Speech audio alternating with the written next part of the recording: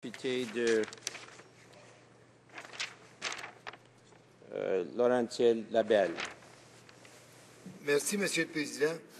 Il y a un point que je voudrais souligner, sur lequel j'aimerais que ma collègue élabore un peu, c'est l'aspect économique de prendre les bonnes actions.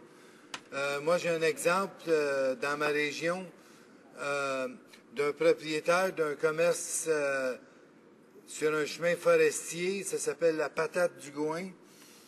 C'est pas un diplômé universitaire, mais il a compris que chaque année, il brûlait 50 000 $ de diesel pour faire son électricité. Il s'est converti à l'énergie solaire. Ça fonctionne très, très bien. Puis c'était pas une décision d'un idéaliste, d'un environnementaliste fanatique. C'était une décision économique pour rentabiliser son commerce. J'aimerais que ma collègue élabore un peu sur ça. Honorable member from Halifax. La députée d'Halifax a 30 secondes pour répondre. J'adore ces exemples locaux et j'espère que tous nous ferons part d'exemples de ce genre. L'efficacité énergétique nous a amené à Halifax à ne payer que 3 cents par kilowattheure plutôt que 10 cents.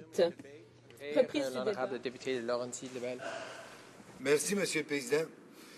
Moi, il y a une chose que je remarque ce matin, c'est qu'on a une excellente démonstration de l'inaction du gouvernement actuel puis de l'ancien en même temps.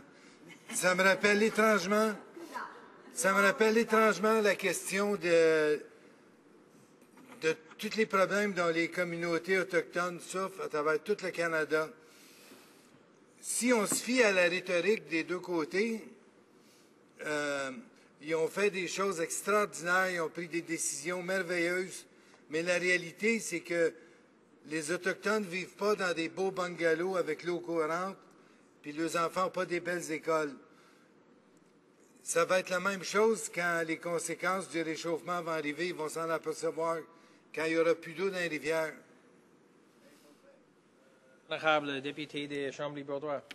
Monsieur le Président, c'est exactement ce qu'on constate aujourd'hui. C'est l'inaction a pris des formes différentes. Les échecs en matière de protection de l'environnement ont pris des formes différentes, mais ils sont quand même là depuis de nombreuses années.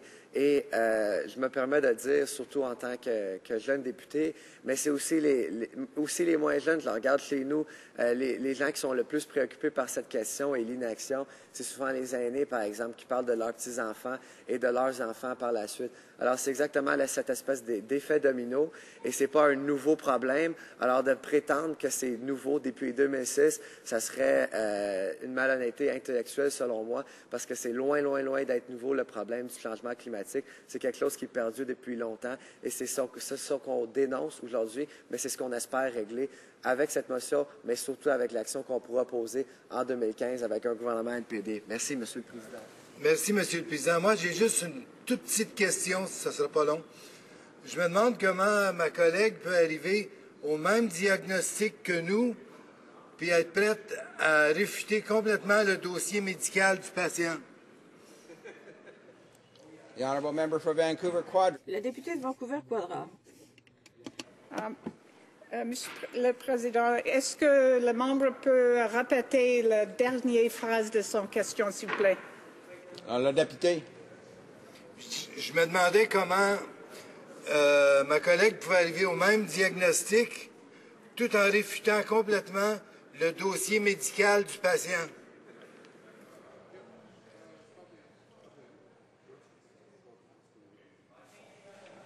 The honourable member for Vancouver Quadra. La députée de Vancouver-Quadra. C'est clair que cet enjeu touche la santé et touche le bien-être de notre société ici au Canada et partout. Et c'est pour ça, c'est pas juste une chose économique et environnementale, mais c'est aussi un enjeu qui est clé pour la santé de nos gens à l'avenir.